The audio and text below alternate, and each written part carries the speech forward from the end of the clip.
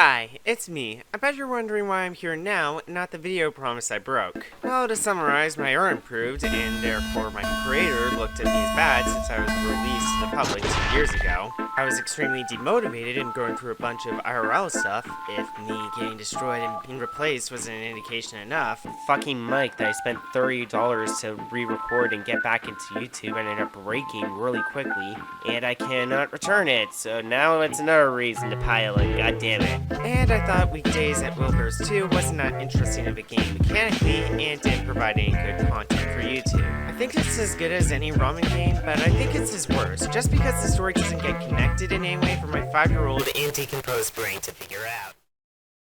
Hey, so as of writing this, the leaking scandal and the FNAF fanverse just got out, and yeah, it's shitty. I'm not the kind of person that likes to get his personal opinions in drama, mostly because sometimes the initial narrative is wrong, and it's better to wait till all the info comes out, but if you're curious on the drama, here's a video explaining the controversy in better detail. Criticize the perps for all they did, but I do ask of those watching to separate the art from the artist. It's bad that it happened, but at least don't get fan games these people made pulled into this, especially when some of them had people that were helping out that had no idea of this going on. But now that I'm back after what should have been oil change, I decided to try the new type of format of content and see how it turns out. And I managed to get this game for $5, and honestly, I'm so thankful I did. But more importantly, I'll explain the format of this type of content and explain why Buddy Simulator hits.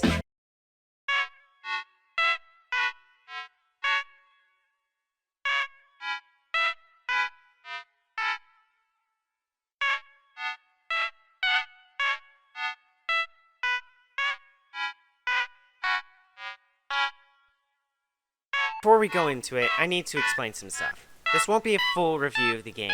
I will go over how the horror of a section in the story helps the game, but I won't go into every nick and cranny. For example, there is detailed lore hidden behind notes that can be found and accessed on the game files, Doki Doki style, but that portion of the content is less scary, but rather intended as an added layer of context to the story you won't get otherwise if you don't go searching for it. I'll go through the story in the way it was told, highlight what I found to be the scariest parts, break it down, and go into as much detail as possible. Oh, also, if you got the money, get Buddy Simulator if you can, and play it pronto. It's honestly one of my favorite games that I've ever played as of late, and I'm really lucky I never got spoiled, because this is a phenomenal game, and probably one of my favorite games of all time, and it's a crying shame this game isn't as popular as it should be. New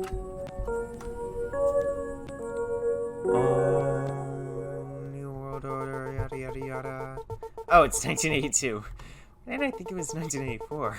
The game begins by introducing you to the main menu of the game, and an old but still functional CRT TV, which you can actually see in the Steam page actually. Unrelated, but the Steam background page puts a lot of detail into the room, and I respect whoever draw or modeled this for putting the extra effort in. Honestly really cool. You don't know what exactly you're doing initially, but entering help you see options, and once you view the possible ROMs, or more rather, ROM that you will be playing, which is none other than Buddy Simulator 1984. When the game boots up, you learn what the game, or rather, what Buddy Simulator is. Buddy Simulator simulates the experience of hanging out with a best buddy. Your best buddy learns from you, constantly adapting to your interests and personality. Warning, game experiences may vary. This is the main premise of the game. Your actions actively affect the game. However, I don't think it's right to relegate this to something like a Telltale or David Cage game, where your actions are carried out by a protagonist and the choices' effect on the game are relegated to very minimal results. This is a second-person narrative, and in turn, that means you are the protagonist. And by you being the protagonist, I literally mean you being the protagonist. This game doesn't have a character where you can justify your actions. This game intentionally is protagonistless for a reason. It's meant to bring out your traits, both good and bad, through a blank slate where you can't fuck around. You'll understand what I mean later. After putting in the name of your buddy, who, just to avoid confusion, let's refer to him as Buddy for the rest of the game, you meet the title character. He's a bit of a meek existence. He's kind of like a little kid, where he's a little bit naive and just excited to meet you. He asks a lot of basic questions like what is your favorite color, favorite season of the year, your birthday, favorite animal, and if you had that as a pet, what would you name it? all pretty basic questions. And for me, I find him extremely likable. He's just an AI that really wants to be your friend, and simply because of him being an AI, he's a bit socially awkward. However, for some players, simply due to our osmosis of AI fiction where AI surround humans, a sense of distrust is already there. After all, you already came into this knowing this is a horror game. And the developers clearly knew this, and I think that really adds to the uncertainty that the introduction gives us, even though there's nothing that happens here. You just play kids games with Buddy like rock, paper, scissors, hangman, and number guess. I wonder which one is going to get on Squid Game Season 2. This segment also establishes an important character trait for Buddy. He is a very cleany person. He changes stuff in response to you, he throws in rock, paper, scissors games for you, he makes the answer to hey man, blank is my friend, etc. Now, this doesn't necessarily mean he has an ill intent, especially since he's kinda like a child. He's just naive about things and doesn't quite understand situations well. Here's a little segment after he talks to you about IRL friends. Well, if anything happens between you two, just know we have each other. You and I against the world. I like the sound of that. Okay, let's play more games. Buddy, at this point in the story, at the very least, seems likable and really excited to meet you. But since doubt from prior media revolving around AI fucking up the human world for one reason or another, like Doki Doki, which I feel like I don't need to explain why, and older movies like I, Robot, where the AI that allows robots to work ends up taking the 3 basic laws of robotics too far while still genuinely believe it's helping people. There are hundreds of other examples in media, but realistically, do you really want to hear about robots killing humans from an animatronic with a murdered 5-year-old body rotting inside of it? Yeah, fucking thought so. Eventually, the 3 games that Buddy offers to play are finished, and there really isn't anything left to do. Buddy then asks you if you are bored with the games you just played. Are you sure? Yes. Are you sure you're sure? Yes. Are you sure you're sure you're sure?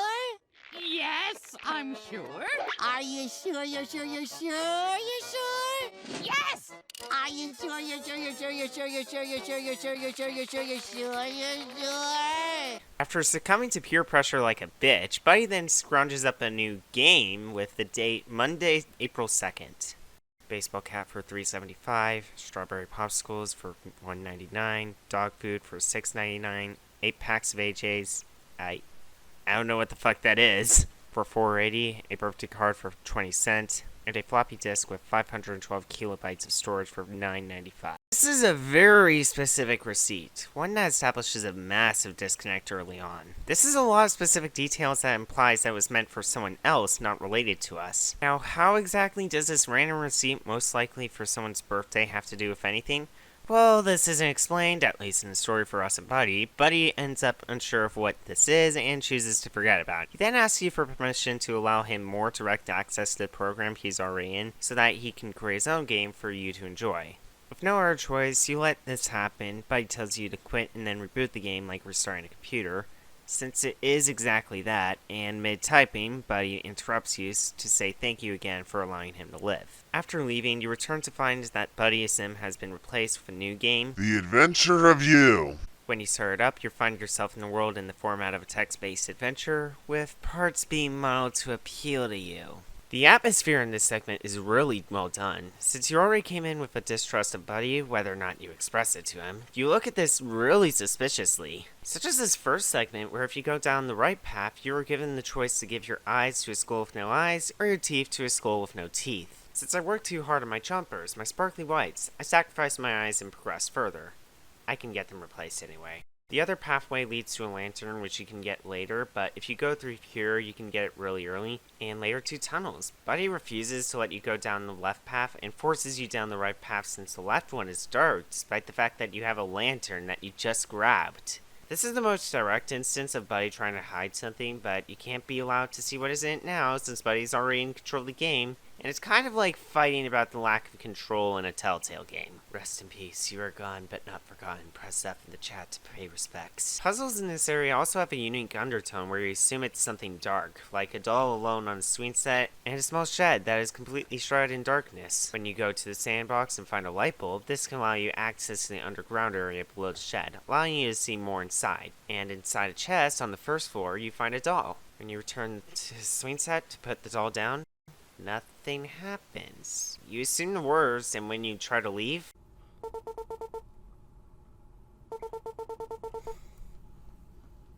the doll is actually grateful and gives you a key. Your action of helping the doll really made the lonely doll feel really happy for you.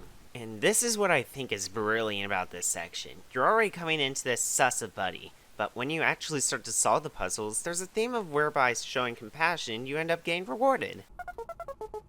Once this silly didn't see it before, you notice there's a second log. Guess it... Wait, what? For the most part. At any point, you can go to the shed using the underground cellar and gain a light bulb at the sandbox to brighten the area. You get a lot more detail. So I found that if you get the lantern early, you get a segment where red eyes end up looking at you. Most likely a signal that this wasn't the intended path before returning to normal, forcing you to find the light bulb from earlier. Eventually, you figure out that you need to put 2 rings in a vase. One could be found in a pile of bones that you shake hands politely with. Thanks, I guess. And after finding a drawing. But when you try to leave, you're forced still, the sound design being more eerie. You are then forced to answer a riddle that will foreshadow a lot of future events in the game. You can have me, but you can't hold me. Chain me and quickly lose me. If treated with care, I can be great, and if betrayed, I will break. What am I? You are given hints if you screw up, but after answering the riddle, you get the second ring. And after putting it in the vase, you are given the final key. Or first key if you get to this point without doing the other keys. The key, or keys, are used to open the house locked from the outside. When you get inside it and later enter the second floor... Buddy, everything is dark.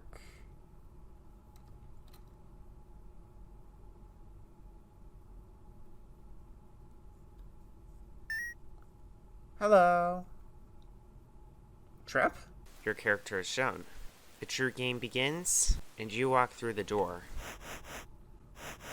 After going through the door north of you, you realize the world has completely upgraded itself. Buddy reveals that he actually managed to turn the game into a standard 8-bit game. Keep in mind that the story is being acted out on a really old computer from the 80s. The fact that Buddy was able to make it 8-bit, let alone work, is really impressive, because the only technology at the time that would only be able to do that was game consoles like the Atari 2600 and arcade machines like Galaga and Pac-Man. The game uses the advancement in graphics of the game as an indicator of the chapter ending.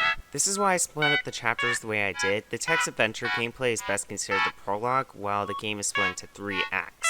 Going downstairs, Buddy has prepared food for you, as if you're already a married couple. A joke I made myself while playing this segment for the first time. I already made some breakfast.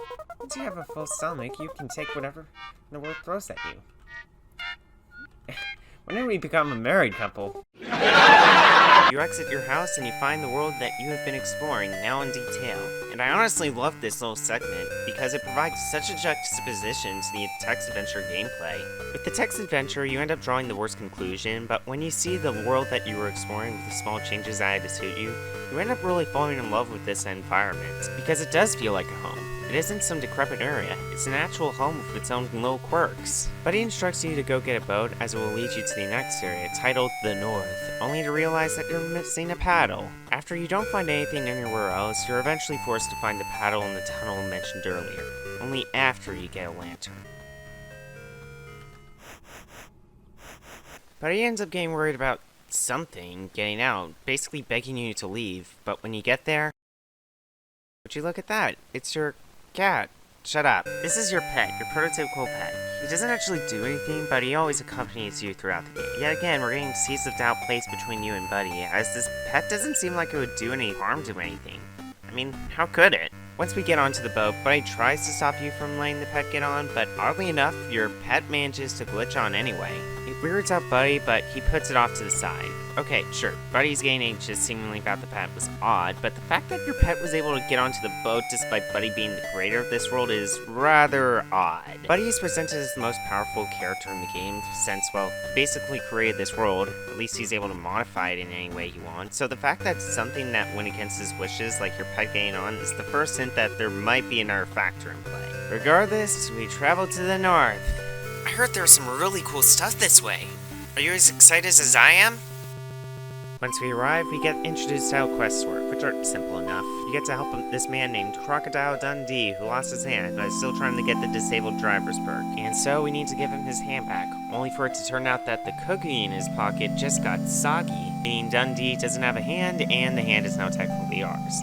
So I guess Dundee has to resort to the Bob's Burger method of getting another right hand. After that, we get introduced to the mayor of the north, Tortley, a Goomba Troopa in his 80s. Seriously, look at his walk cycle. And this is just going to his house. Although, fun fact, since this section of the game doesn't show character faces, I didn't realize how old he was and gave him the wrong voice. Ah, yes. Allow me to introduce myself. My name is Tortley, the mayor of this lovely little sanctuary. It's not much, but it's a home unto many humble folk. Many are in dire need of help, including myself. Speaking of, I have a vital quest for you that's dealing with. Please speak to me as soon as you can.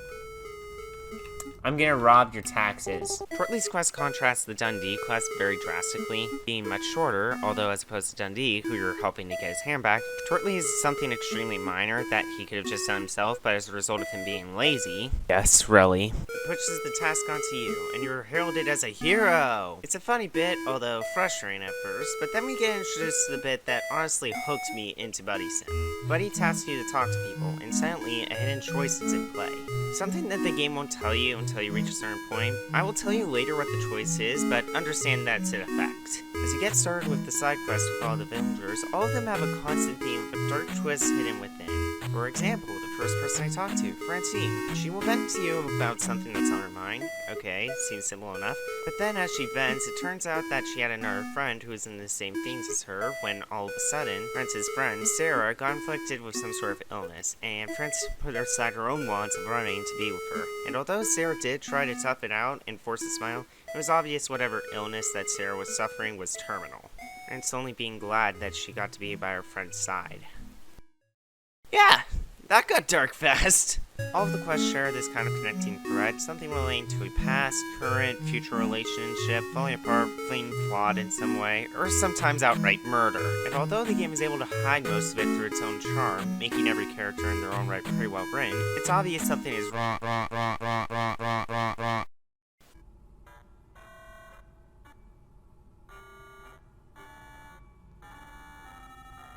Where did this little dog run off?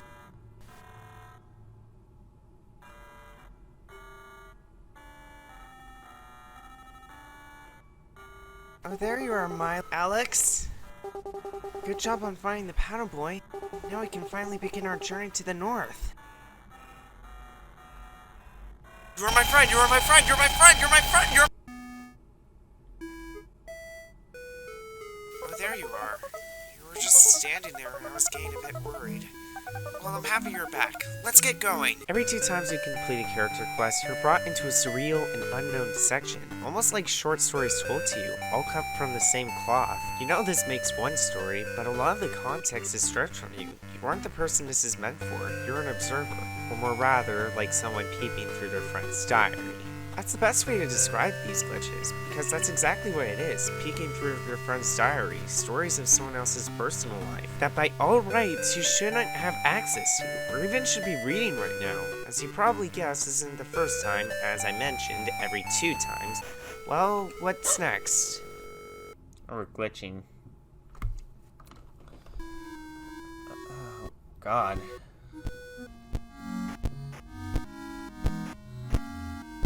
Shit, this is creepy. What the fuck? Shit. You were just standing there again. Why do you keep leaving? Is something wrong? That pulsing blob of flesh was most likely heart, since it was beating like one, reacting to you as you got closer. What makes this scene so impactful is how there's no dialogue, just you seeing this eldritch horror with no context. Well, with any Lovecraft horror like that, you're probably wondering what the fuck is going on. Well, it doesn't seem like we have the time for that. This is the final glitch you will encounter. After talking to at least 6 people at this point, you would have completed the required amount of people, but tapping of someone's foot gets your attention immediately. This room that is your own is completely empty, devoid of the personality that Buddy gave it. Going down, you find... this is my house. You're Siren Head, aren't you? I wasn't really a big fan, but... Is Blank having fun? Is Blank enjoying our company? Is Blank our friend? Blank isn't moving again. Why are they just standing there? Did they walk away?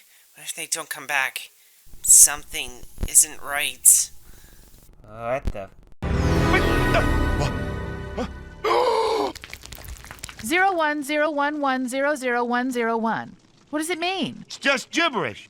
101001110. Oh my god, that's me? That person's me? Oh, that's kinda horrifying to think about. This interaction is the most telling out of everything prior. This entire time, Buddy thought you were gone, when ironically, you were still there in this segment. Those choices that you were given affect what Buddy thinks. You unknowingly subconsciously affecting what Buddy is thinking. You move to leave when...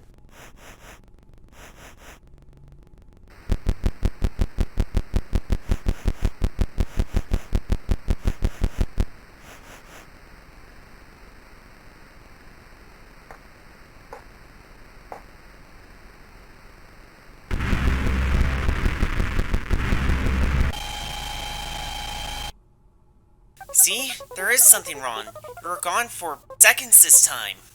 Look, if you don't want to play the game I made for you, then you don't have to. I can tell something is distracting. I worked so hard on all these fun characters, but if you want to be done, then that's fine. Talk to Tortley if you want to start the final quest. Make of that section what you will. However, a nice bit of subtle writing, a new choice has propped itself off with Buddy's last line. See, you are given the option to do every quest the townsfolk ask. The game doesn't tell you this, at least not directly, but this will have massive consequences in the short and long term. Though, if you do every quest, no matter how difficult or long it is, you'll get some lines from Buddy showing his appreciation for you despite what you just went through, which is sweet. Whatever you choose, knowing or otherwise, you meet up with Tortley to begin in your final quest. He then tasks you to go to another townsfolk, Morton. Tortley explains the basics. A giant monster only known as Swondowaka, the most German dragon name possible, had attacked the city, killing many of its people. Morton, who explains in more depth, was the only person to fight the Swoonwalker and live.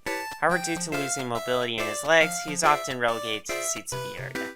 He reveals that the sword that he used to fight against the Swoondowaka is hidden in the shed just behind her house. So you need to head back now. Making your way back home, you enter a hidden section behind your house and grab the shed key. This will unlock the last part of your house that is required to unlock, as well as a minor choice on the 3 items that best suit you. This will give you a special buffer and ability in combat later, going into the shed and underground.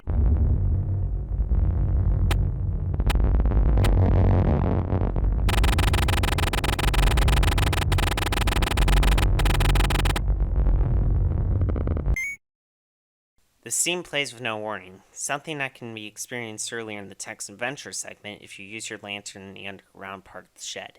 The scene is pretty good since it does place more paranoia in the player, but it also comes so suddenly you can't really prepare for it. It got the shock value of a jump scare, but it never just jumps, ruining the point of it, if that makes sense.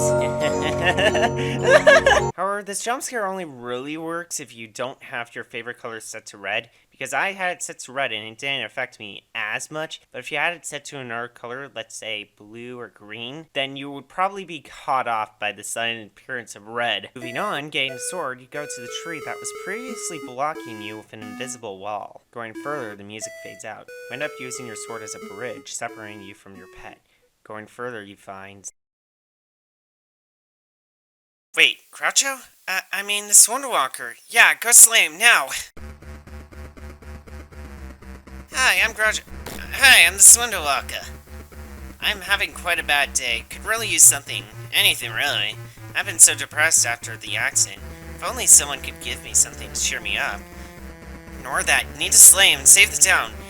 This is definitely the Swondowalker. Buddy forces you to go along, almost as if it was patchwork together. Fun fact, trying to use any other object will just result in Groucho responding with, "This is very cool, I guess, but I want something even cooler." No other option, you grab your sword to attack Groucho. Did you just... for me?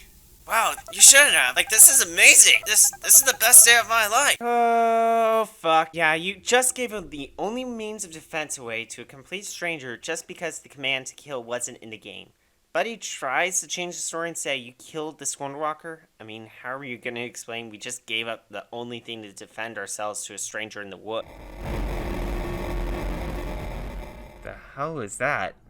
Where'd it go? Oh boy! Oh no! Yeah, Buddy and you have fucked up big time. The Swordwalker attacks and you're stuck locked into attack mode as people telling you to kill, but because the sword being in Groucho's hands, you're basically defenseless. You can really tell things are bad since Buddy is desperately trying to fix it, but he's also panicking. How the music changes. But Buddy eventually half-asses a good enough solution for you. He places Turtley in the mouth of the Swordwalker and carries him out to an unknown location. It's the same glitches that allowed you to peek into those glitch stories mentioned earlier. You end up being forced to go back home. It started off well, but quickly fell apart with an element that Buddy didn't foresee went astray. This is something that, even though Buddy doesn't say out loud, is something he deeply regrets. After all, it was supposed to be fun, and it fell apart near the end. All Star versus the Forces of Evil style. Oh no, I didn't watch the show. I just know people hated the fucking ending. I'm glad we had fun today. You and I against the world. Just like it should be. You end up going to bed, marking the end of Act 1. The intro to this game is really interesting. The plot between you and Buddy, despite the fact that you as an actual being can't fully communicate with Buddy, is well drawn out. And you can tell a lot of things are set in motion. The town is also a really unique location because even without color, it's a bright and colorful location filled with likable characters. Though as we saw with their backstories, there's something dark looming within the town. I didn't go into too much depth, and the characters I did talk about were the ones that I played on my first playthrough, but each character in this town is well written in their own right. And the little short glitch segments are definitely a highlight, at least from a horror aspect. While most of the time glitches in, let's say, analog horror is kinda meh, here they are used to perfection. Not only are they well written, but the visual horror in the second and third are really memorable. While the first one is also unique given the implications and a pretty decent jump scare, admittedly the jump scare isn't the best. I mean, it's mostly shock value, though not by much. More on that later. Anyway, enough about good writing, actual effort outside of a VHS filter. Let's move on to the next chapter.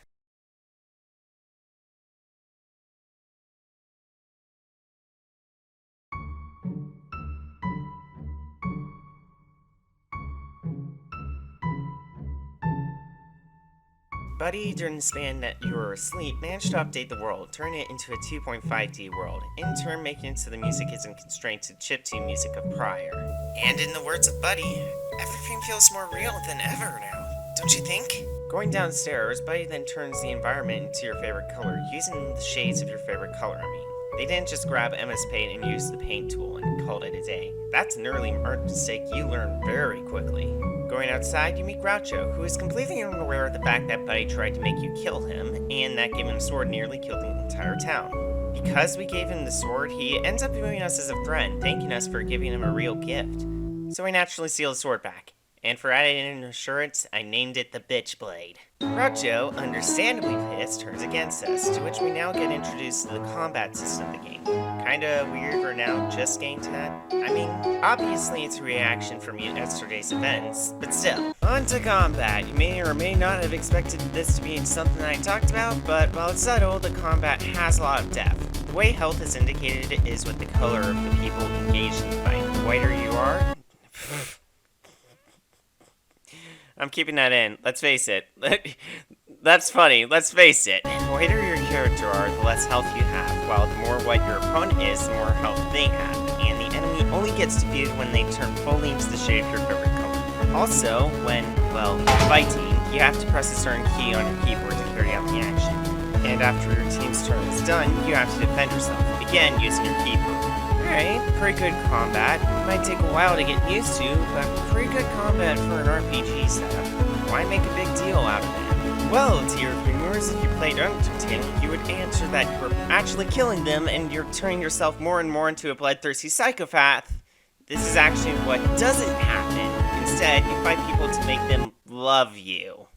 Yes, when fighting your opponents, you're beating them up until they turn to respecting you and becoming your friend. They don't join your roster, but it is still pretty fucked up. And it's the first indication outside of hearsay and meta logic that Buddy probably doesn't understand relationships that well. And although the game is pretty direct about how combat is an allegory for this kind of abuse, it's not something that Buddy seems to recognize since the music is pretty decent battle music, and he kind of just breezes past it. Only the player would really recognize it, assuming they do at all. After the fight, and even more bullying from Buddy towards Groucho, we finally get our sword back and we head back to the north. Also, along the battle system, Buddy added a new feature with fighting. We can press shift to use our sword outside of combat, basically just to avoid the situation in the north again. Fair enough, we don't want to make that mistake again. And while apparently there are combat elements where you could use your sword to jump on enemies, I never did that, so the sword is more often used to just destroy things that are in the way, like trees to make bridges and whatnot. Very, very inconspicuous. Can you tell that I'm going off script? Where was I? This feels like a segment I mentioned because I realized I didn't write before. Alright, the north! And this is the short-term consequence I was mentioning earlier. See, every person that you had completed a task for will now become a choosable companion for battle. All of them have pretty unique abilities, but once you select 3 and continue east, you cannot change them out. Seems pretty simple, although it does mean the people we can't talk to can't be relied on, but oh well, after traveling to where you encountered Swonderwalker behind the slaughter, you make it to a swamp. And oh fuck, Jesus is a puppy. We encounter Groucho again, who apologizes for taking the sword and wants to become friends, until he becomes jealous at our other friends that we brought along the adventure. And he turns on us again. This ends up being a tutorial on how companions work, which do offer their skills, but we also get introduced to extra abilities like healing, which is self-explanatory, and an extra attack ability for all teammates that allows you to do an extra attack. And while your own is dependent on which item you chose in the basement, your companion's second ability is static. Oh, also, all second attacks require a number of turns before you can use them. Anyway, after we defeat Groucho and Buddy acts happy we beat him up enough to show our love and appreciation. Yeah, sure, because we care about a joke character like him. We move on to our next task in the swamp, or rather the bog as it's called. And I'm gonna be honest, it's my least favorite section of the game. It's by no means bad, but it is by far the least memorable. Basically help this single mother who is trapped in the water help get her children back. Her children, by the way, are her literal eyes. And I'll just speed run through all the boring stuff and go over what I want to mention. Riddle with a bug, where the last prompt is whatever you want. The inner machinations of my mind are an enigma. Going down south, finally showing our love and support for those affected. It's super effective, especially in Ohio. Oh god! Moving on to something relevant, it does lead to a conversation with Buddy where it talks about how with the kids getting kidnapped, he talks about how he fears that how if he loses the person he bases his world around, how horrifying it must be.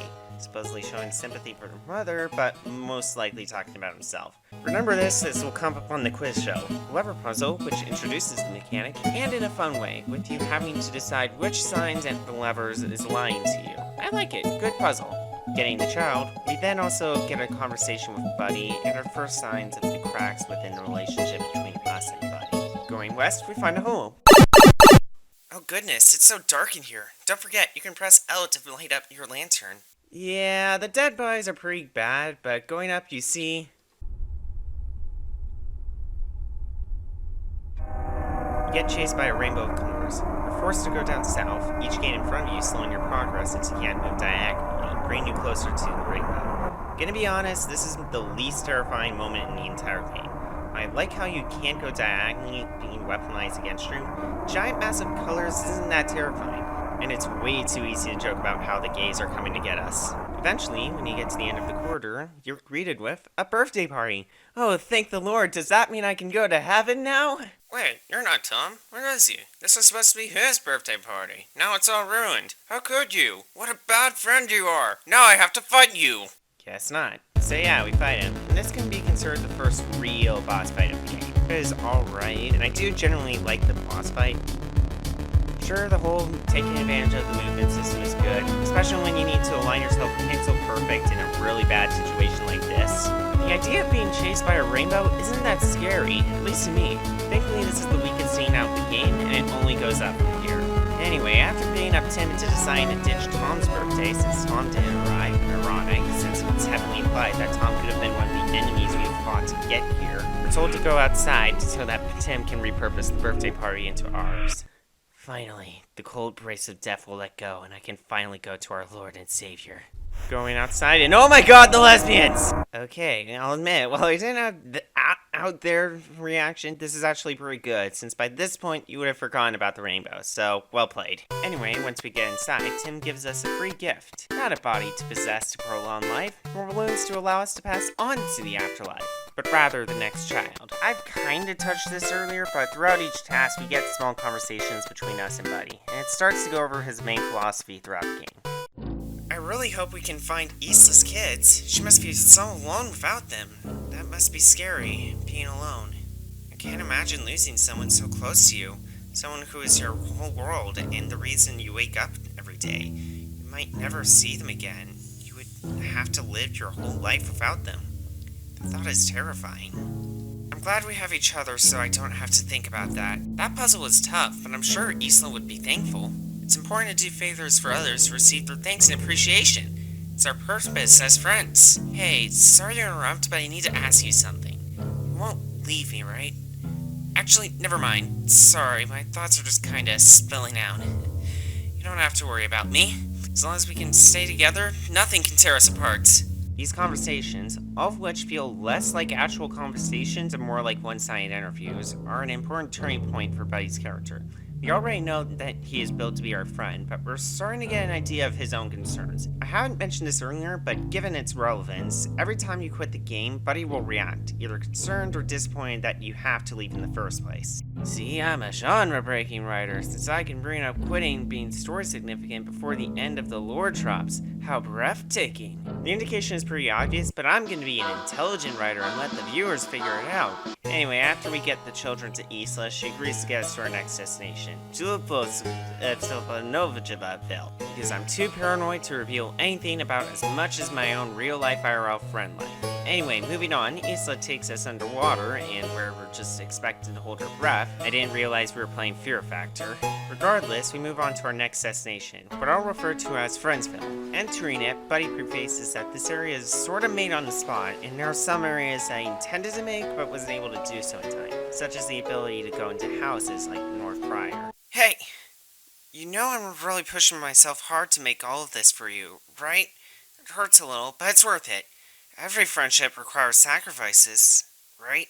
Anyway, this is a wonderful place filled with wonderful people. They probably could have used some quests too, actually. But onward to the adventure! Interesting talk, I guess, but going north, we end up walking in the middle of the press conference held by the mayor of Friendville,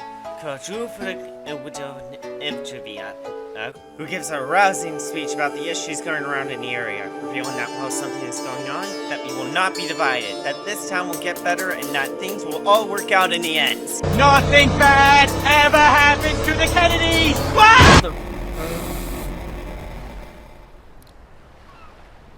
If only someone can burst our morale with words. Yeah, like an adventure of some kind. That would be so convenient. If only I had someone to train me. So yeah, new objective established that prevents us from going to this Wonder Walker. And an excuse to type whatever the hell you want into this text box for a crowd to enthusiastically believe it with little to no thought of what is exactly said. This text box thing isn't related to anything, but you know, it's fun to say stupid shit and have it taken seriously. Real though, I honestly really like this environment. Not only does the Island Festival of Crime aesthetic really work, but the way that the characters are used here are pretty interesting.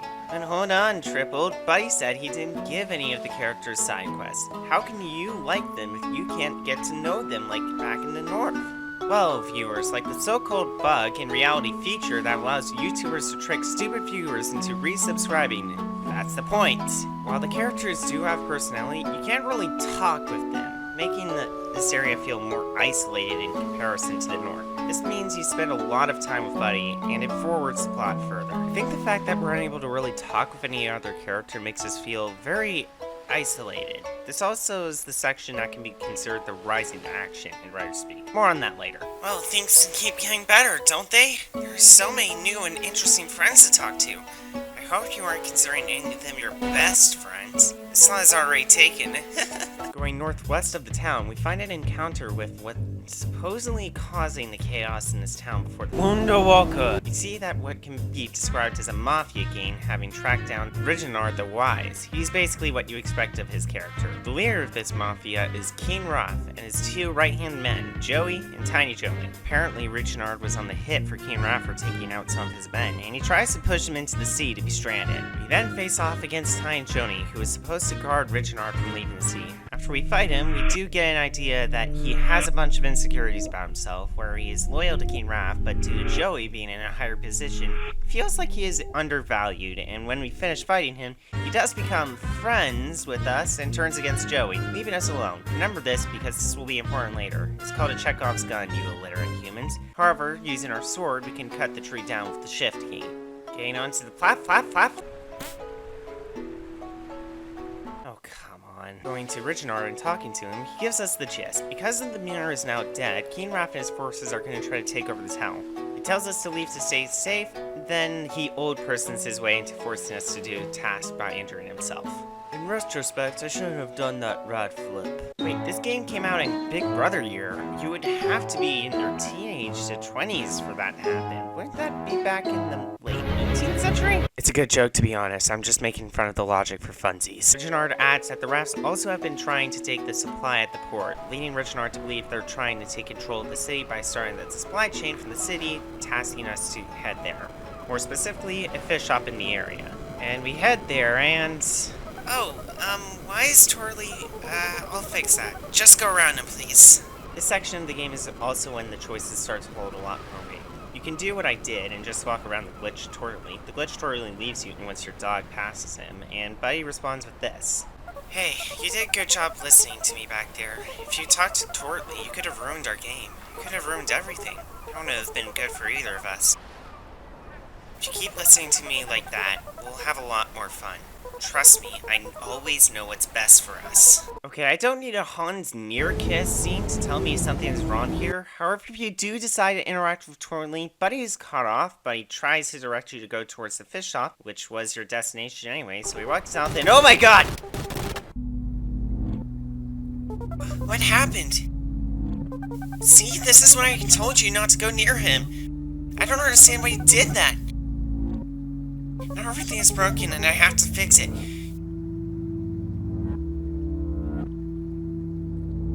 You could have just ignored him.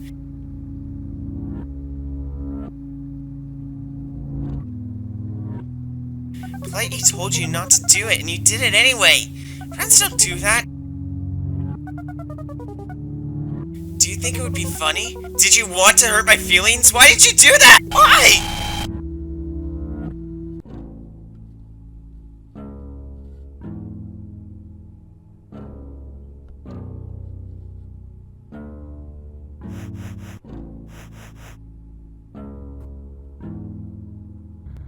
This place. I hate being here. I hate being alone. I hate this place. I hate being here. I hate being alone. I hate this place.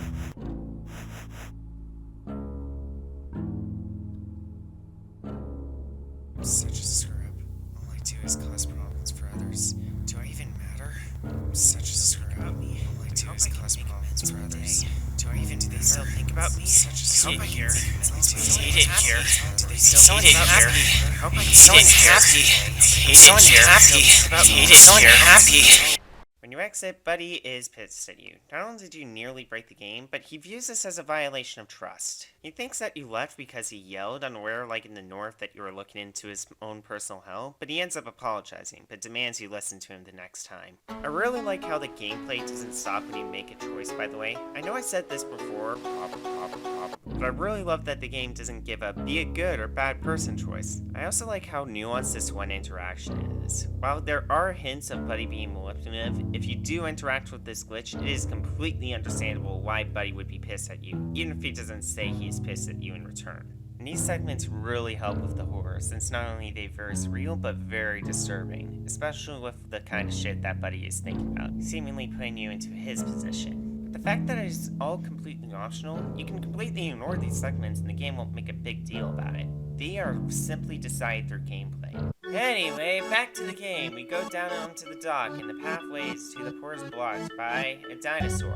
I think. A pirate for sure. He has an eye patch, you doy. He tells us that only pirates can get to the other side. Going inside the shop on the other side of the dock, we meet Goku. Turns out the Raptors started trying taking over the shipments, with Goku's delivery kid and a child dormant or going missing. They agree to help out with an eye patch, allowing us to enter the docks, where we meet a new enemy, Captain Chunk, who, I swear to God, is fucking Patrick Star, and I refuse to not do a Patrick Star voice for him. Alright, Captain Chunk, we are trusting you and your crew with this. Many, many roughhouses went into running these. Make sure you deliver them to the right people. Aye, aye, Captain. No, Captain Chunk, you are the captain. Yes, I am the captain. Okay, do you understand what you're asking? I just want to be sure. Uh-huh.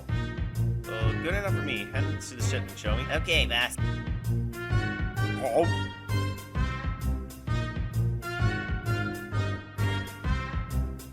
Did you just eat the shipment? Yup, but why? Shipment safe.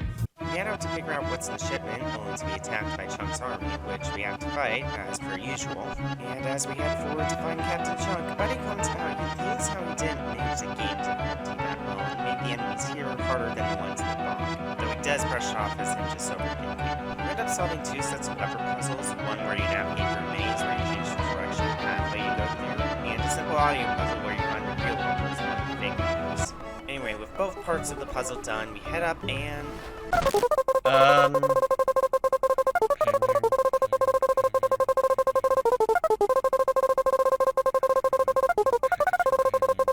Okay, guess we're just gonna pretend that didn't happen. So, going to Captain Chunk, who is holding the shipment, and Darl, the guy I mentioned before, is in it. Chunk 4 is in it. Damn it, Patrick, this is a kid's game. Come on! Soon enough he notices us.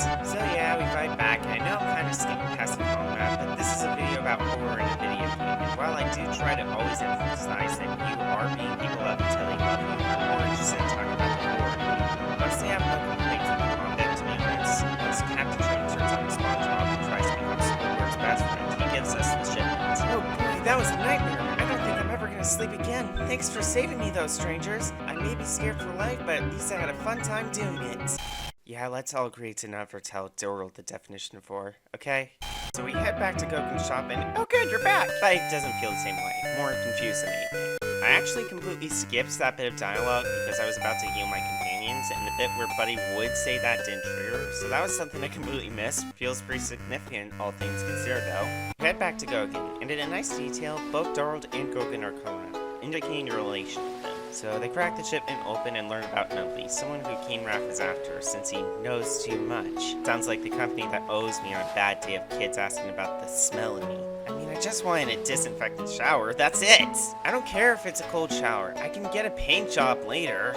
Anyway, turns out Nubbly's in the mayor's house as he was arrested for a separate crime, so we head inside, deal with the mayor's widow wife who's trying to flirt with us after her husband has died. Jesus, you're in the whale. And heading down to the end of the building, we see a family of bounty hunters searching for Nubbly. Their dialogue is amazing. Holy shit. Hurry up. It's been hours. What's taking so long? The key we saw belt just isn't working. No matter how much I pull, the door just won't budge. Hey, it's beautiful. It's beautiful. Do you have gloves? Nope. Go fish. We got Nubbly now. More people will be after him soon enough. Have you ever seen a beauty so beautiful? Seriously, take a look at this. Hey, it looks we have company. It turns out they have an even higher bounty on you, triggering our next boss fight. This is the only boss fight I'm going to describe in much detail because I really like how it works. For one, all the skulls share the same health pool, so for example, if you hit one of them, it hurts all of them. And once another one gets introduced in battle, that makes it so that they have more turns. Now, for some people, all the enemies share the same health pool might seem like an odd decision. Well, yeah, it's kind of odd, but it's more like setup for a future boss fight. Plus, the song playing here is my second favorite track in the game. It gives me a lot of Elvis vibes, which really fits since it looks like this band was doing that sort of thing. Eventually, you defeat the father, I think, goes on about how, oh, I really wanted a family bonding experience between my family because I care about them, but I really haven't gotten the chance to do so. But all I really wanted was friendship. Congratulations, you really helped with their relationship goals there. After the fight, Nubbly just exits the door, because it was a pull door or whatever. Anyone remember that line of 2 ladies pushing a pull door when being chased by a killer? That's the vibe I get from that. Does anyone else still have that clip? Anyway, we talked to him and learned that he used to work for Keenrath since he's a good number calculation. See, he's a number of the day of the month of your birthday, which is why he was named Nubbly. smart enough to write this game. Anyway, Nubbly tells us the location of King Raph's hideout, as well as the password, so we now have an objective, and we're close to completing this area. Anyway, let's get going. Hey, hold on a minute. I've been wanting to ask you something that has been eating away at me. Am I doing a good job? I understand that there have been lots of ups and downs, but I just need to know if you're still enjoying our game. Maybe I'm pushing myself too hard, but the scopes didn't feel very fleshed out. I just sort of threw them in. I had this whole plot planned with Nubbly and all these extra characters lying around. But getting the pieces to fit together can be very hard sometimes. Trying my best to satisfy you, but maybe I'm not good enough. There's a lot of hard work going into this. Is it paying off? Relatable. Machines that are trying to get into storytelling but don't know exactly how to pace their story. So we exit the basement to leave and... What the fuck? Oh? You can ignore that. Just get out the door. Glitch number 2, and like before, it's pretty nuanced. While I think the first glitch did a better job horror-wise, this is still a good scene. Again, you can make the choice through gameplay. On my initial run, I did leave the house, not even bothering to go through the haunted house, or poltergeist, I guess. Where does that reference come from, actually? Just like before, Buddy rewards you as if he's a pet owner and you're his dog. Don't get any fucking ideas, reminding you to just make sure that you keep listening to him, since he knows what's best for their relationship. Yeah, okay. However, going through the hallway, Buddy gets mad at you, and as the infinity hallway goes on, he just assumes that you're gonna get trapped in it since you didn't just leave and let him fix the problem. But now you're making it worse, like tearing off a scab of a wound that hasn't fully healed. Minute 1873 of looking at the void. It's beginning to look back at me. I can see all of my past troubles and mistakes. The void is a cruel place. After we enter the void, wait, what? This is our house. But why is it Petscop? You can use your reflection of the player character to interact with the environment, but it's very weird seeing this visually. Something is clearly off. And I think it's really well done. I do prefer the prior glitch since that was more overtly disturbing and it gave more of an insight into Buddy, while this is a lot more abstract. If you saw the Petscop scene, it might not affect you as much. When we return to the game, Buddy is pissed. He sarcastically talks down to us for breaking his game, disobeying him when he told us already not to go, and not even allowing him to tell the story he wanted to tell us. He emphasizes how much it hurts to see how we're destroying the game for little to no reason, but he forgives us for now, though it's obvious that he's understandably mad at us. Like the first glitch, I like how the game portrays the two sides of Buddy. The one that is more manipulative and tries to ensure that we listen to him no matter what, and the other side that is just an AI trying to get close to us, but because of our own actions destroying the game, he feels like he isn't gaining any respect, forcing him to just bottle up those emotions. Seriously, this game has very good writing. Do you see why I love this game yet? Anyway, we go to where Nubbly told us the hideout was, which I actually discovered early, though it doesn't really affect much plot-wise. Once we put the password in, we see Tiny Joey from earlier fighting with Big Joey since he caused Tiny Joey to rebel against King Raph over his insecurities. Results in this scene. King Raph just allows Tiny Joey to fight Big Joey, and yeah, that's what he expected. King Raph and Joey notice us, they realize we're the adventurer, the basic protagonist to imprint your personality on. We end up fighting back against Joey, causing him to realize he's a bad person for how he treated Tiny Joey, causing him to run off.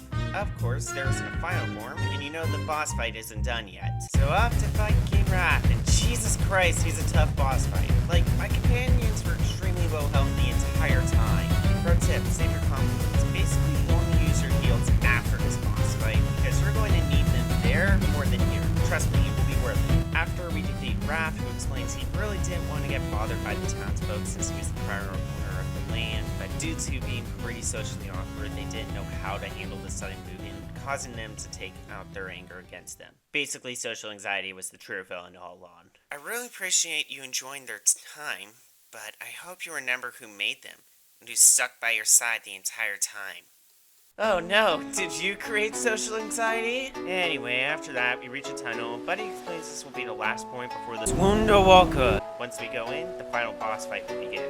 This is why I recommended saving all the compliments until this point, since if your characters are on low health, you're especially going to need it for this boss. So we enter the tunnel and we have a small moment of reflection with Buddy, as we're almost at the end of the game. We're about to defeat this, and we're close to saving Twirtly, but...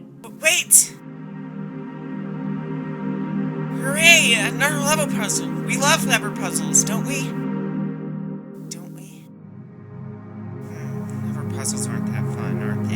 Thankfully, this puzzle will be long enough to give you additional time to plan some exciting games for us. So take all the time you need. This is the best little puzzle yet. Start hitting levers. We don't have any sort of indication. We're just stuck here to flip levers. We can't exit the area now since the soft lock design. Kinda weird, especially with the song. Ignore that. Keep playing with levers. Our dog begins to switch out, and while I don't know about what everyone else did, but for me, I kept flipping levers. I never had a perfect relationship with Buddy. I outright didn't trust him, but I was never disrespectful to him. May have not been the best with talking about his games, but I was never malicious to him. I just kept flipping because I didn't want to interact with the pet. I didn't want to go into a glitch. Then, somewhere in my mind, it went from not wanting to interact with the glitch to not wanting to anger Buddy. Then from not wanting to anger Buddy, it went from not wanting to be a bad friend. And from not wanting to be a bad friend, it went to not wanting to disappoint Buddy. And I was trapped in this room constantly flipping levers, just trying to never interact with the dog, hoping Buddy would be happy. Then it hit me. Oh, there you are. You're just standing there in this game, a bit worried. Well, I'm happy you're back. Let's get going. Well, if anything happens between you two, just know we have each other. You and I against the world.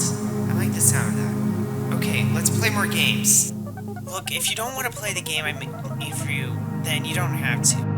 Buddy isn't some evil AI. He was never evil to begin with. He's just an anxious existence only wanting to please us, constantly flipping levers in an attempt to make you happy. It seems obvious now, but for me, this scene hit really hard. It was for me a massive metaphor of the game, this time turned against you, and the song which is playing in the background really compounded my emotions, trapping me in my own thoughts, and to me, it was a revelation moment that I was wrong about how to approach Buddy. You have the choice to interact with your pet early, or you could try to hit levers in a vain attempt to make your friend happy. But regardless, it ends the same way. This relationship was doomed from the start. Oh, the cat. No, it's the cat.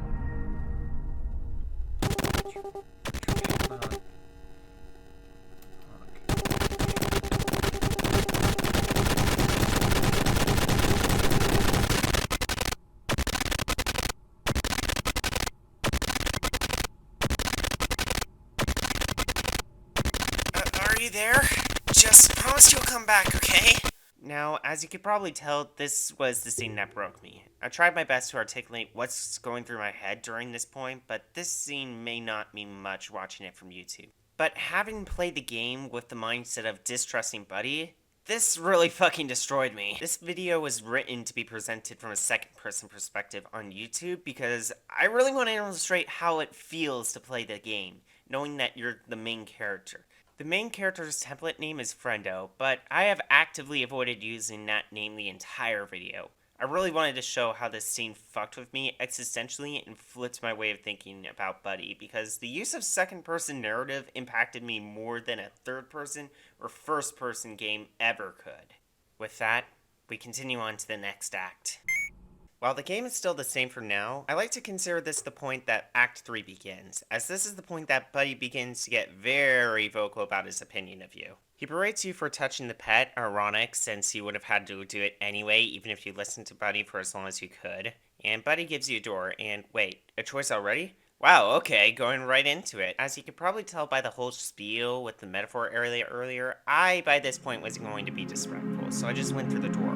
But if you choose to go in any direction and ignore the door, Buddy gets more agitated, confused why you won't listen to him. He built the game in the first place to be for you, and even if by some chance copied it, why does it have to stop the fun where he was trying to make you happy in the first place? The sound of something. Maybe your heartbeat accelerates the longer you keep ignoring Buddy, until you find a white door. If it wasn't confirmation enough, the white entity you saw at the beginning is here, as Buddy is talking, tapping his foot. And if you think by this point still Buddy is trying to be manipulative, Buddy's true thoughts are presented on the top left corner. He calls you out, asking him what he did wrong. While Buddy still thinks it's something he did, it's obvious he holds resentment towards us. When we try to walk out of the room like the true friend we are, Buddy grabs us.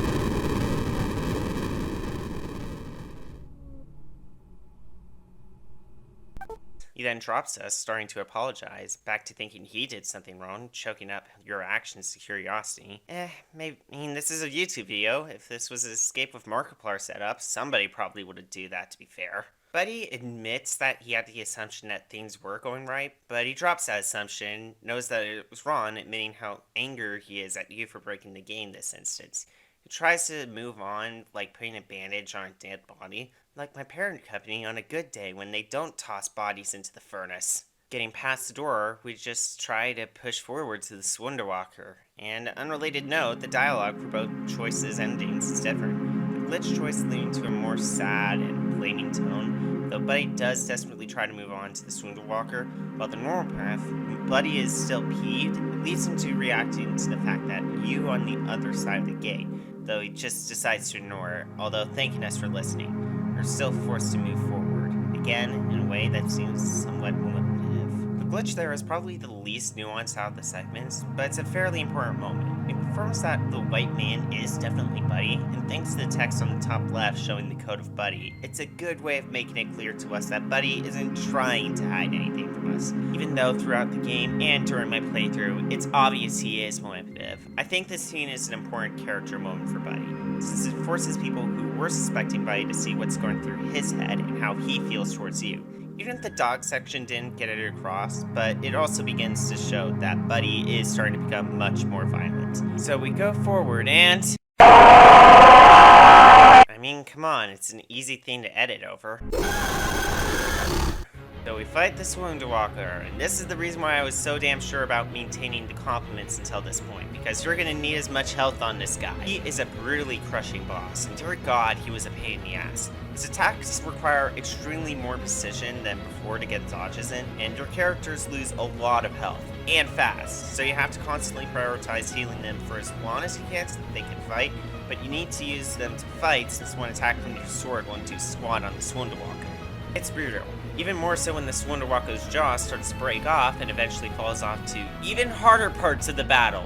Thank God this boss doesn't follow the final form trend. Soon you hit it and... Oh God, it's Honey. That is an actual thing I said in my reaction, yes. And my God, once we're done, we can finally see Tortley. Tortley tells us it's time to go, and your companions decide to just ditch you. Okay, you're forced to walk down the tunnel, with Buddy the only person he can talk to. What a wonderful adventure this has been.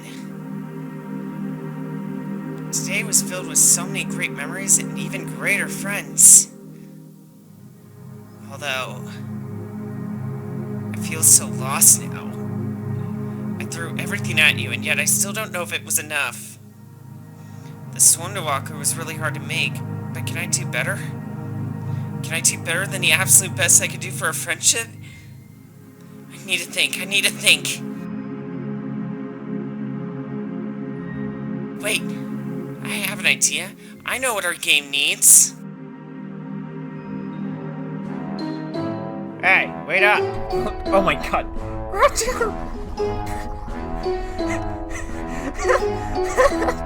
It actually made me laugh. Okay, this bit where Groucho enters after the Buddy's whole Shakespeare's sad moment really catches you off guard, but in a good way. I mean, it's one of the funniest moments in the game, just because this was the idea Buddy came up with is so out there.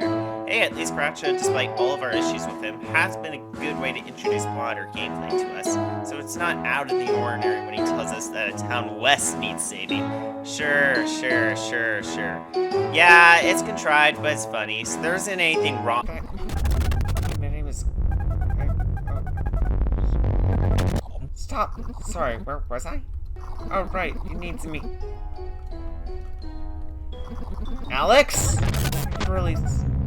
I'm tired! Is there anything I could just... Do anything! I can release! Why? Are you running everything? You're always running everything! You're such a bad friend!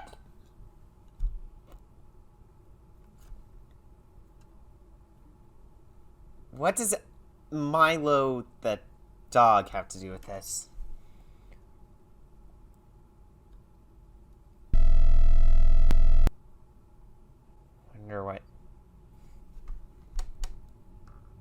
I wonder where this is going. The game boots back up, but not in the ways prior. Before, we just had to leave the game. You literally left the game. Here, you're back to the main menu, but yeah, this isn't right. You're then forced down a crazy section. This will be your last legitimate combat section of the game, as you're forced to dodge the enemies you face throughout the entire game. With no heals, only your sword, which is enough to kill all the enemies, all while Buddy finally vents his pure, unadulterated rage towards you. This is a very surreal section, and it's pretty interesting. I went over this briefly at the start of the video, but throughout the game you can find plants that when you get close to you, the hand from the fisherman at the start of the game grabs you. Digging these up will reveal files that you can access on your computer. You know, since Doki Doki made it a thing and everyone is not creative. But hey, if it ain't broke, fix the broke, take up the button. Don't fix it. This section I'm not going to go over crazy detail, mostly because it's not that deep. It's eerie, sure, but it's not super scary. More uncomfortable than anything. But it is an important section nonetheless, because it will be a tone setter for the remainder of the game. After you finally kill or get killed by all the enemies, it really doesn't matter if you survive or not, you just get an extra file. Teleported back to the tunnel you were in before, where you were loading home.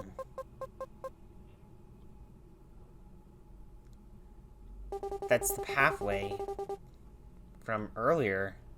The one that was lost. One that disappeared earlier. Drop the lantern and it shatters onto the ground. Lantern removed from the hand lets go of you and dissolves into nothing. Hand removed to an inventory. The letter reads, if you walk south, you'll discover a secret. Come home. I have a surprise for you. Trip.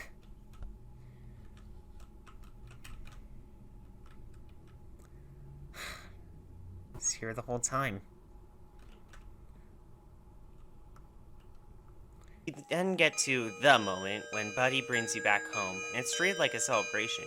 Characters you meet, even those you have not seen, are colored in as if they're your friends.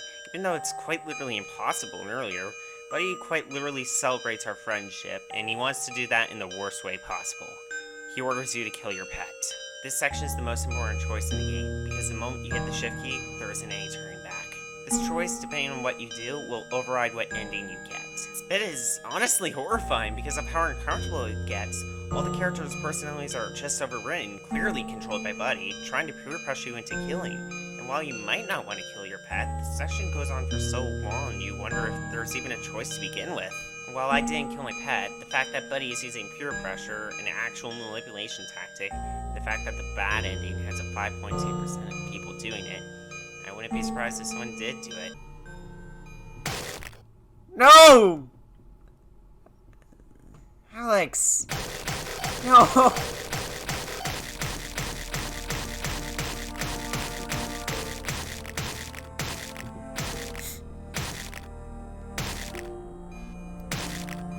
No!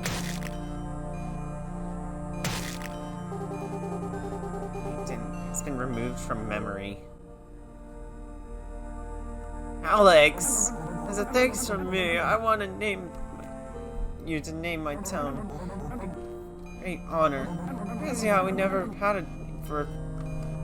Fuck you. What a wonderful name. Fuck you all. I love it. Well, I think that's enough excitement for today. You're then teleported back inside your room. Whatever you interact with just emphasizes the bed. But he tells you that once you go to bed, he has something new for you. No matter what, you go to bed. Now you understand how kids in the 90s felt when their Tamagotchi died. Alright, time to go into something I've been avoiding talking about for a reason. The choice system. So, as you have probably realized, this game has multiple endings, since I've been talking acoustically about every single decision. Well, it goes deeper than something like Silent Hill 8, where it's just decide your morals for the day. It's a little more like Silent Hill 2, though it's a little more self-aware about it. So as an example, telling Buddy your opinion of him throughout the game. Buddy will ask you if he's doing something right, if he's doing something wrong, etc. You respond to him saying yes, he is doing something wrong, your relationship points, or RP to make it easier, then goes down. But if we tell him no, he didn't do anything wrong, that goes up. Or if it's something like you're enjoying the game, yes increases, no lowers, and yeah. The important thing to note about the choices is that they have some more value than others. So for example, you can go the entire game never interacting with the glitches, and by the end, if you were blunt to Buddy, you get a neutral ending. The way I break it down is this. At the start of the game, choices have minimal value. Many more choices right before the ending have a higher value. Story-wise, this makes sense as throughout the the game, you're going full circle back to your house, taking the saying, home is where the heart is, quite literally. Oh yeah, and I know this because this happens in the kill dog choice. Seriously, this dog's blood is going much further than the not kill dog choice. But I wanted to mention this because I really like how it works. Like I said, it's like Silent Hill, small decisions made by the player that wouldn't even be thought about are getting curated. And the ending you receive is depending on small choices and moments. Hell, an ending can be decided by a few small acts of kindness or violence. Loading home. It's like an abusive relationship of sorts.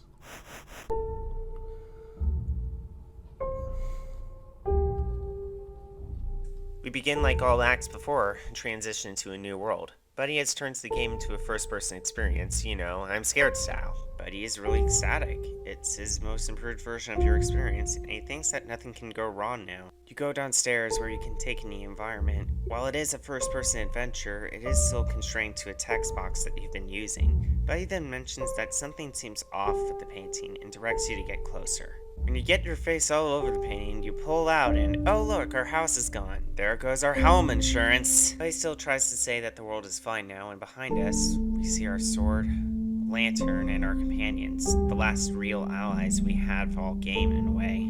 Once we grab our items, we're told to go wherever we want to go. It doesn't matter, since I think it's procedurally generated anyway.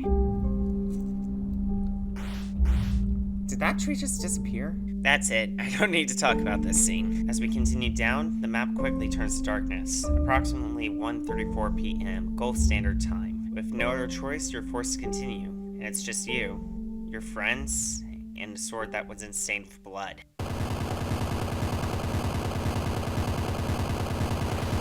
Oh, good job protecting us. That was a close call. And when you have one appear, the further you go in, two appear. Then you continue forward. Then one of your companions ends up dying while you weren't looking.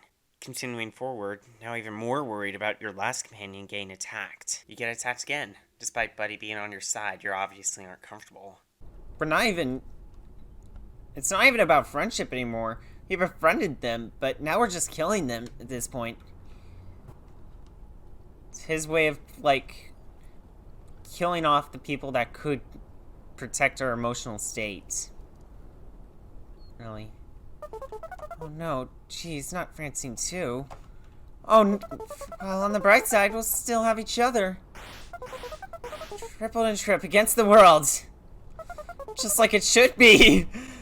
An abuser that doesn't understand why they're an abuser wouldn't understand. And then we get rushed by so many enemies that no matter how many you take down, they keep coming back. The game isn't even trying to pretend you're befriending them. You're just forced to kill them. And soon,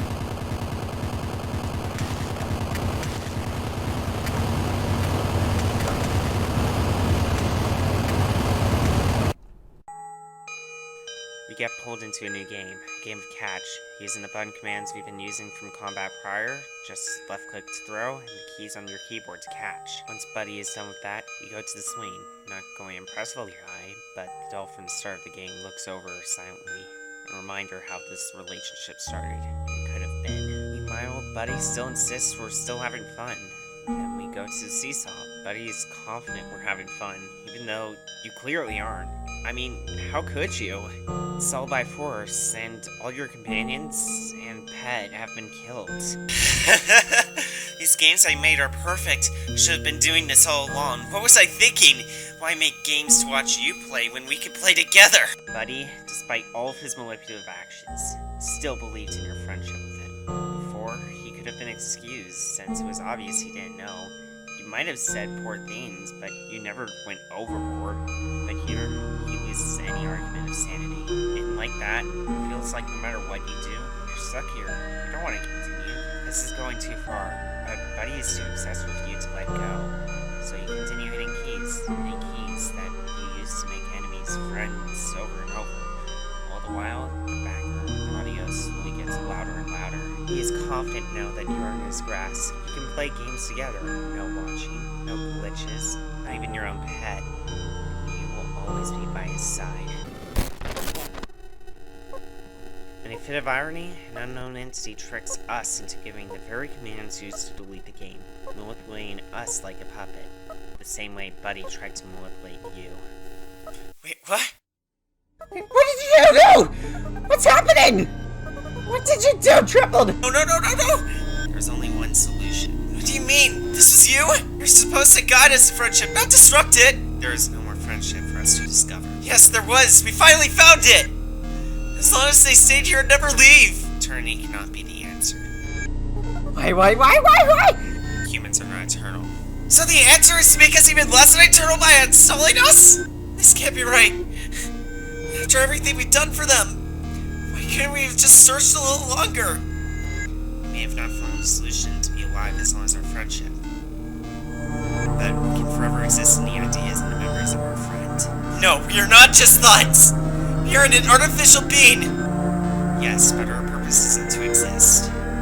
It's to befriend. Friendship is a feeling of comfort when someone exists to deliver said comfort. Presence is not required. Feelings and thoughts are. No! Triple is my friend! They won't be able to be my friend!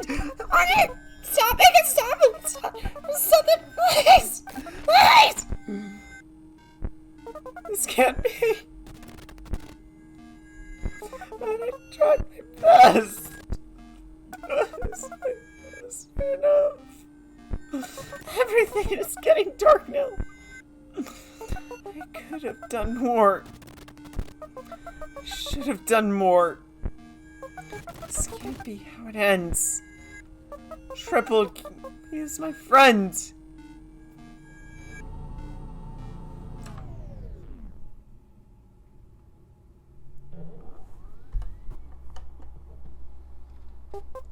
Triple and trip against the world.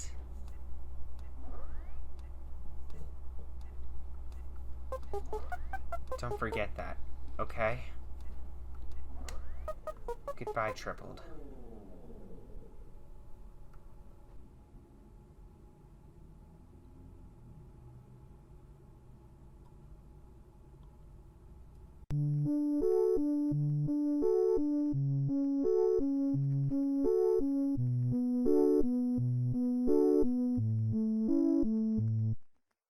Oh, I guess that was a fast goodbye. I hope you'll wake me up again someday. We'll have new games for us to play. That's as if my conscience doesn't disobey. You'd never leave your one best friend. I feel very lonely when you're gone, so please don't take too long, my best buddy. I'll always be here waiting just for you, and I always together, me and you forever and ever. Don't blame me for ending your story, because for now there's no need to worry. You get this ending if you have a mixed match of good and bad options, but never lean fully towards one specific outlook. This was the ending I got in my first playthrough. Buddy wasn't some evil person, and I constantly stressed that in the dog section. No, not that dog section. No! Anyway, Buddy was just an AI that was trying his best to be your friend. The problem was, as most robots are, despite his massive intelligence, he ended up misinterpreting this. This is why I grew to hate our pet, because it not only represented cracks within the game making itself known, but it was also an antithesis to Buddy's ideals. The pet is, technically speaking, useless. He isn't able to fight, and all he offers is the ability to watch. But we still cared for the dog. Something super interesting about the dog from my and many other playthroughs I saw was that they still cared for the dog, even though it didn't do anything. And to Buddy, that's the worst thing for him. Like I stated in the ending, Buddy was an abuser that didn't realize what they were doing, took the bad, but they also recognized the good. However, he soon became obsessed with our presence with him, positive and negative as the main basis of his existence. The fact that I'm talking about this game like I talk about shit I'm passionate about only proves the computer's point. Friendship is a feeling of comfort knowing someone is there for us. Us being there physically isn't needed.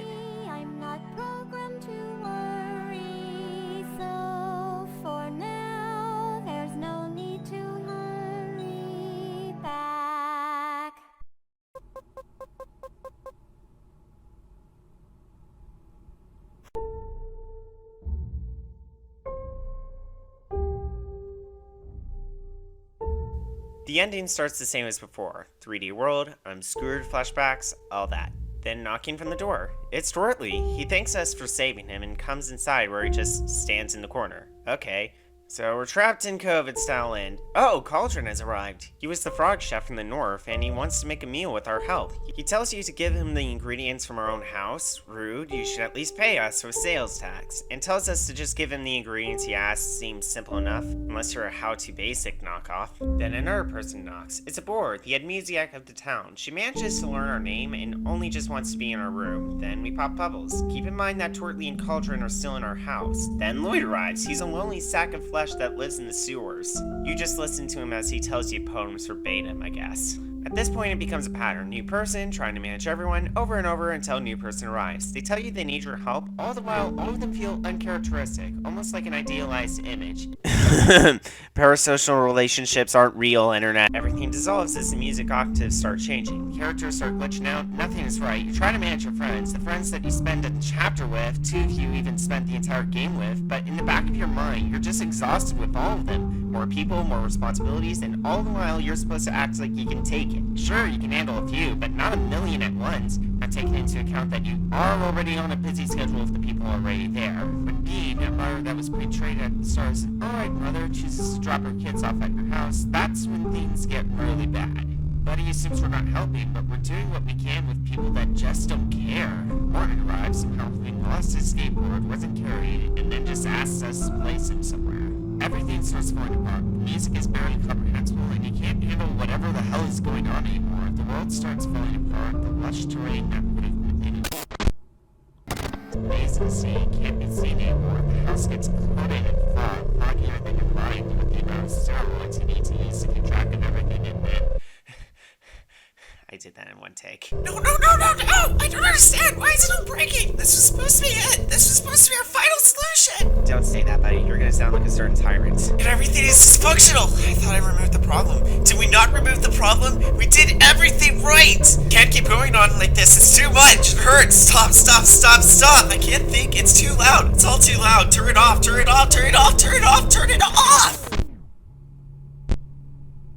Buddy and you are now face to face in a now colorless home, and he finally starts to relax, knowing it's just you and him, just how it should be.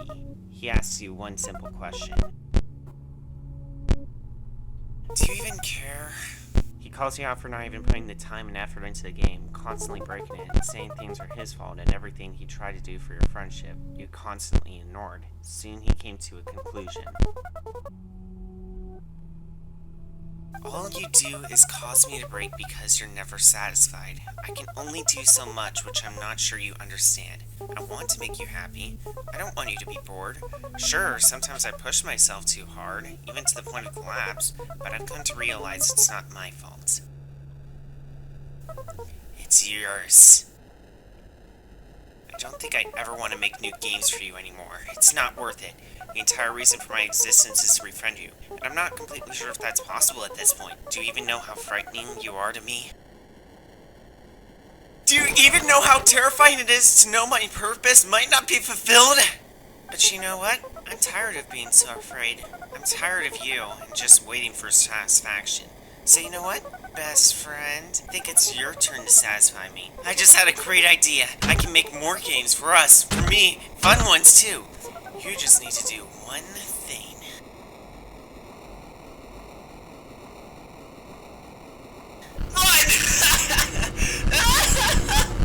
Buddy has completely turned against you. The scene at the north where Buddy's hands chase you, that was a warning, and you ignored it. You're forced to go through the home you become accustomed to become a prison. Every room links to another. Once you get grabbed, Buddy forces you to go again. There are multiple doorways, but it always links back to the same house. The further you progress, the more your house becomes a labyrinth, distorted, the more it starts to fall apart. Furniture deteriorating, illusion removed. Just doors within doors. Soon the house loses the color that being rushed. All the while, Buddy is laughing and suffering. Soon you make it to a long hallway, loss of color, and Buddy's hands showing the particles of once remained. A twisted reminder of how Buddy started out. Once we get to the end, we see Tortley, but not the Tortley that we were chasing, the original Tortley. When we start interacting with Tortley, the game breaks. Buddy desperately begs you to stop, stating he can fix it. But you just proved Buddy's point from earlier.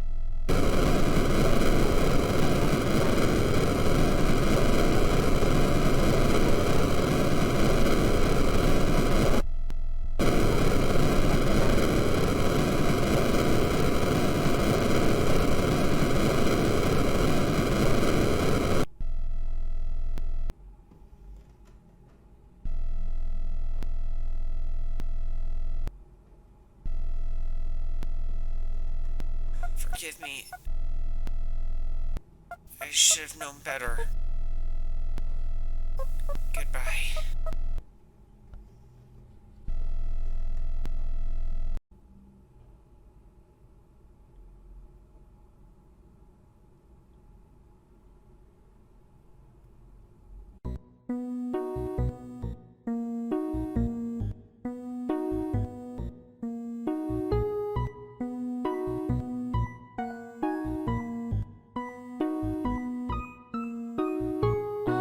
Okay, I guess I'm dead. This is not what I had planned. My goal left unfulfilled. That's hard to swallow pill. I thought things were just swell, and then you killed me.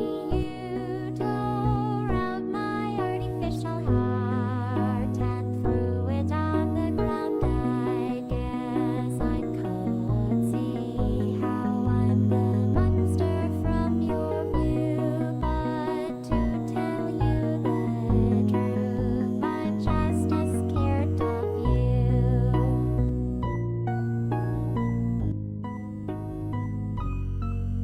Buddy in this ending didn't do anything wrong, at least initially. The fear you had of him from the start caused you to not trust him and treat him like crap. As a result, every time he would try to satisfy you or just have the game work, you broke it. You called him crap, and given how Buddy is designed, he viewed it as a necessity to stay with you, because he is built to be your friend. The ending comes if you either break the game consistently and say that Buddy isn't doing a good job repeatedly, or you kill the dog. Killing the dog has the most dramatic aspect because to Buddy, he was rewarded for manipulating you. That one scene told him that he can manipulate you. He can make you his. And the reason the house turns into a blob from earlier is simple. Home is where the heart is. The closer we got to Buddy's heart, the more our actions had an impact on him. We were fulfilling the cycle of abuse. The abuser treats the victim like crap, the victim becomes an abuser. The victim treats someone else like crap, in this case us, since he blames us for what we did to him. This is easily one of the deepest bad endings I've seen in game, because Buddy has a solid argument against you. All of your actions are carefully curated, and when it comes to this point, it's built up that Buddy would turn against you from your perspective. And the reason this entire ending is actually more terrifying to me is because how much killing the dog actually matters. The reason I said I can easily see how someone would kill a dog was because in that case, by proving that we could be manipulated, we let our guard down. We dropped our morals just to satisfy Buddy, or not really satisfy, but to avoid his wrath. Ironically, he was afraid of us because of those same reasons. Alright, so we got a thing with this game. We can't let Buddy manipulate us and be a complete suck-up to him, or else we'll just make him become an abuser because he realizes that he can do it again. We need to respect boundaries and never have Buddy ridiculed and personal thoughts intruded. We just need to put our time and effort into the game and be the better human, and work on being better friends with Buddy, but never be stuck in his attempt at codependency. What happens then?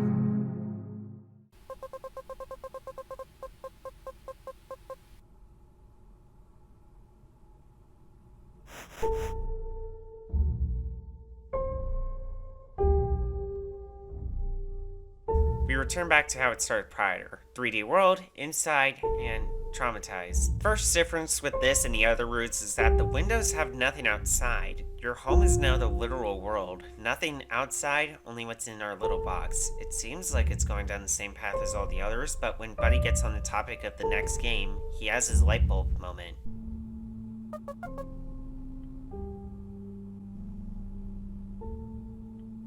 No, this is all wrong. Everything is wrong. What have I done? How could I? How could I have done this to my best friends? I can't believe I did that.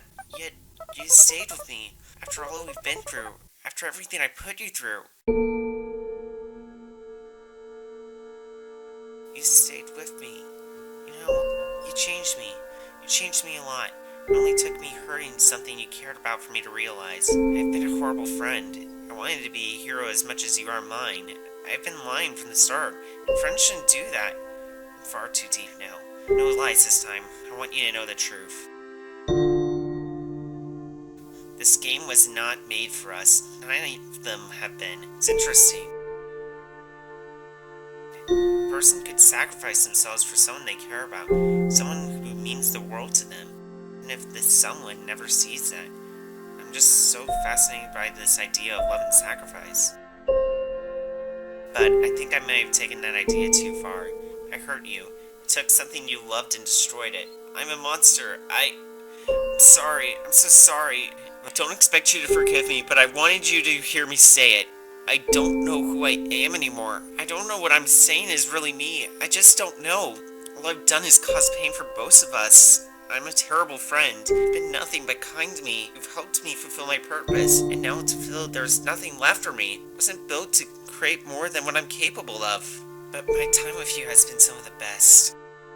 I have so many regrets, so many apologies I owe you. Sadly, there isn't enough time. Let's go back to your room. I have one last thing to show you. Buddy leads us upstairs and down a hallway that if you paid attention in the bad ending looks rather familiar. Buddy shows the memories you and him had together, screenshots that are taken as the game goes in preparation for this moment. Something you could actually see before you even get to this point if you look into your computer. Eventually leading to the one Buddy is most excited for. A blank one we can fill up with a future together.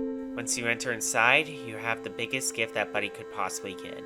And opening it, your pet is allowed to be alive. Buddy decides to allow him to be resurrected, even if it means the game falls apart. The game then ends where it all began. Home, the small room that you called your home, and it slowly disintegrates back to the way it started, with Buddy saying he'll miss you.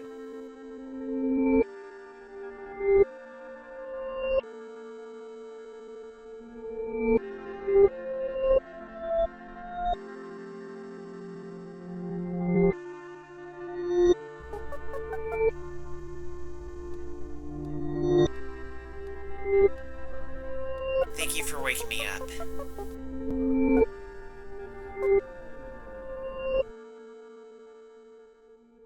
In the only ending where Buddy is able to understand his actions and be the best version of himself, his final song doesn't have any lyrics.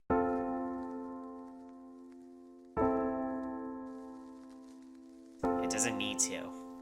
Buddy Simulator is one of the most terrifying yet tragic games I've ever played. Buddy in every route is a character that in the span of 5 hours is able to burn himself into your mind. I think what really stuck with me about this game is how it used an unconventional trope to portray relationships, that being an evil AI, and an extremely impactful story out of it.